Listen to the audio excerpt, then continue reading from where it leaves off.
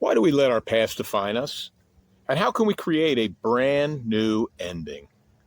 I want to talk about three things that I hope will help you navigate through your emotions a bit, maybe jar a few thoughts as to what we can work on toward an encouraging end, and just spend a little bit of time with you.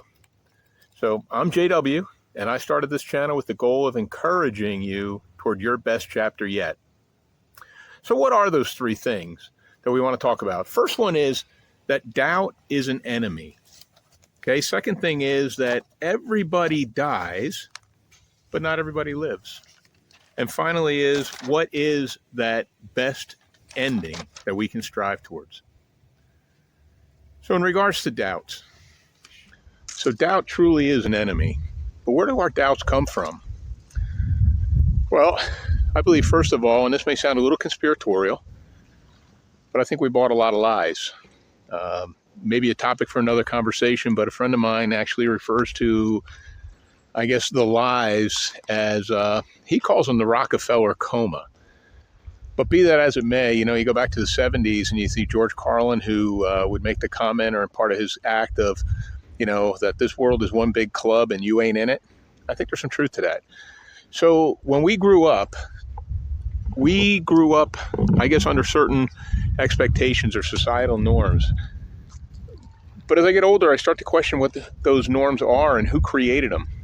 Who decided, for example, that we are supposed to go to school starting in kindergarten, have 12 years of primary education, then go on to secondary education, spend a lot of money at a university, learn what they tell us to learn. Really, it's not about free thinking or letting us be who we were created to be. We had to answer questions as to, I guess, the answers they gave us. Okay, but if we did well at that, we'd get a degree. Then we'd set out and we'd take a salary working for a corporation if we were lucky, work 40 years, and then retire and hopefully have enough energy left and enough money saved that we can enjoy the time that we have left. Is that really the American dream? Or is it possible that's part of a bill of goods that we've been sold? Well, be that as it may, it's also created a situation where we have a lot of doubts. And I think it's human nature maybe to focus on the negatives. But does any of this sound familiar to you at all? Maybe you got up in front of a group to do a play and you forgot your lines, or maybe you had to make a presentation to a science class or whatever it was in school, and maybe you had a stain on your clothing or something. When we're little, kids can be really cruel. And some of those scars, if you will, have a tendency to stick for a long period of time. Let me adjust this so the sun's not in your eyes. Okay. How do you like the lake, by the way? Beautiful day today for end of January. But there's other things too, right? We feel that we're being judged based upon our looks. We're being judged upon how smart we are. Then we get into the work world and we have a boss that tells us, the things that we do wrong.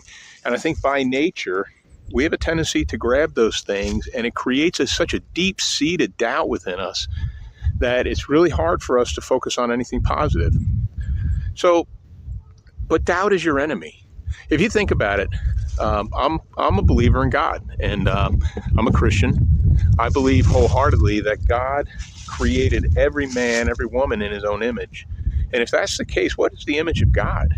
Well, the image of God is perfection, right? But it's also beauty and love and so many different things. And, God's not dumb, right? He created each one of us with unique talents and skills and gifts.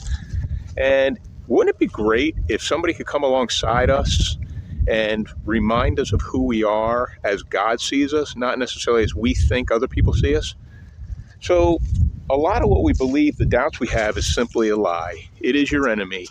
And going forward through these videos, I hope that I can encourage you to really take stock of the great blessings you have and all those things that make you so special and unique, that they would be the things that shine through, that they would be the first thing you think about, not the negative things, right? Because we do have a choice. As I say, we can't always choose the way things happen, but we can certainly choose how we handle them. So that's the first thing. Doubt is an enemy. It truly is. Second thing I want to talk about is, maybe it's a little bit more morbid.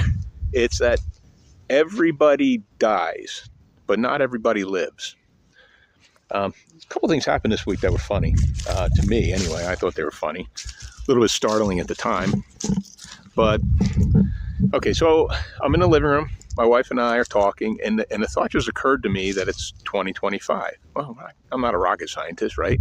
But it's 2025. And then I immediately thought, oh my goodness, this is my 40th reunion from my high school graduation. And then I thought, okay, and if I took those 40 years and I subtracted them from my birth year, oh my, I could have been born before the Great Depression. And then my mind kept going further. And I thought, okay, if I take my age from my birth year, I could have actually been on the Titanic, right? I had to take a knee. I started getting really nauseous feeling, right? And so it is true. Everybody dies, but not everybody lives. So think about that for just a moment. Go back to what we were talking about as far as doubt is your enemy. When we say that not everybody lives, that's my way of saying that because we bought into this world idea of what living a good life is, or living any life at all, I think I can speak for myself firsthand, but maybe you too. We've relegated the true joys, hopes, wants, and desires that should be evident in our lives, because certainly with 2 feet planted on the ground, we only have one spin at this, right? But we've packed them away as if how God created us to be, when it differs from the way society tells us to be, it's as if God is wrong, right? So I'm choosing to, on a go-forward basis, I'm going to live. And what I mean by that is, I know that there are skills that I have, there are gifts, there are things that I like, there are things that I enjoy that I have simply put on the back burner for one reason or another. It could have been because I'm raising a family, it could have been because of my job, it could have been this, it could have been that. And to speak of job, actually, I've spent a lot of time in a career doing a job because I had to make money and, chose not to follow my heart. And now I look and say, I don't want to regret the time that I had, because there have been many blessings, but I do wonder how things might have been different if by the age of 57, I would have pursued things that I really enjoyed. So that's what I think about. I saw an interesting interviews on YouTube this week. They were interviewing centenarians. I don't know when they were interviewing them, but it was on YouTube this week, right? Centenarians, people that have lived at least 100 years. And ultimately, with each of the conversations or interviews, the question would come up, what regrets do you have at your age? And you would think they would say things like, well, I regret having done this or having done that.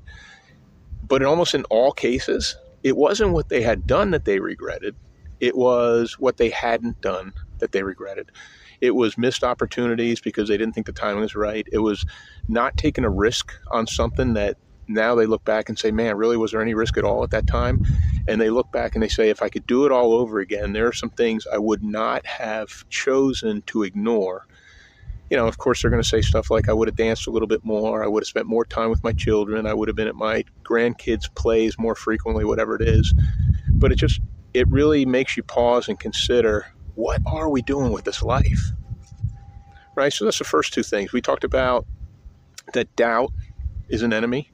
Second thing is that everybody dies, but not everybody lives. And the third one, just real quickly, that I'd like to talk through is, and I'm going to refer to my notes for this one here, it's that you can create a brand new ending. Folks, we can't go backwards. We can look back. Hopefully we can get to a point where we're not spending so much time looking in the past, that we're not spending any time either enjoying the current, the present, the gift of the presence, or certainly looking forward to doing those things that we still want to achieve in this lifetime. But we can. So my encouragement to you would be just this. make a list if you haven't already. Take time, sit down. I don't know if you're a coffee drinker. I'm a coffee drinker. Maybe it's a glass of wine, whatever. Sit down with a pad of paper and just really think. If money was not an object or an issue, if I have endless amount of time, we don't know how much time we have, but you're alive now, right? You're okay now. Make a list of those things to say, you know what? Some people call it a bucket list. I'm going to call it a strategy to have a brand ending, okay, a great ending. And think about those things and ask yourself the question, is there a point, if I was to live another 5, 10, 15, 25 years, 30 years, whatever that might be, and I was asked a question by somebody on a YouTube interview of what regrets do you have, could I honestly say, you know what? I don't have any. I've lived a life well. I've done the things I felt called to do. I did the things I enjoyed. I lived life on my terms, no one else's terms. I think that's got to be a pretty good way to move. Finally, I want to tell you that the one thing that I find that I would never have joy and peace in this world, okay, is if I didn't have a Lord and Savior to whom I am both accountable, but that showers love and grace upon me, even when I don't deserve it, which admittedly is probably most of the time, if not all the time. All right. So I have another channel that you can get some information on to go a little bit deeper if that's something that's of interest to you. But for now, let's remember those three things, right? How do we finish well? Number one, we remember that doubt's an enemy, and you don't have to pay attention to it. You know, there's an old expression of, how did I used to say? They say it to employees all the time. I don't remember what it was. I'm having trouble I'm drawing a blank here. But anyway, doubt is your enemy. Number two, everybody dies, but not everybody lives. So you have an opportunity, as long as you're still breathing today, to make a change in that area. Okay, and then the third one is that you can be set up to have your best ending. All right? You just take a little bit of time, think through it, and be prepared to make some tough decisions. This is what I want to remind you of, okay? Everybody's in this world. They can say what they want, but at the end of the day, the number one person in almost everyone's life is themselves. So stop striving to be something for somebody else that fits their desire, who you should be. Stop. Just stop. I don't know how else to say it. Just stop. I, by nature, am a people pleaser. I'm trying to work hard on that, realizing that there's many times that I've done what I thought was the right thing by pleasing other people, when honestly it was to my own detriment in some ways, because I wasn't necessarily being true to me. And I am striving for authenticity in my I guess, chapters to come. And hope you'll join me on this journey. It'd be great if we have some friends on the line. I would ask you please to put some comments in the line down below and share this to some other folks that might be encouraged by it. We're going to have some more content coming out.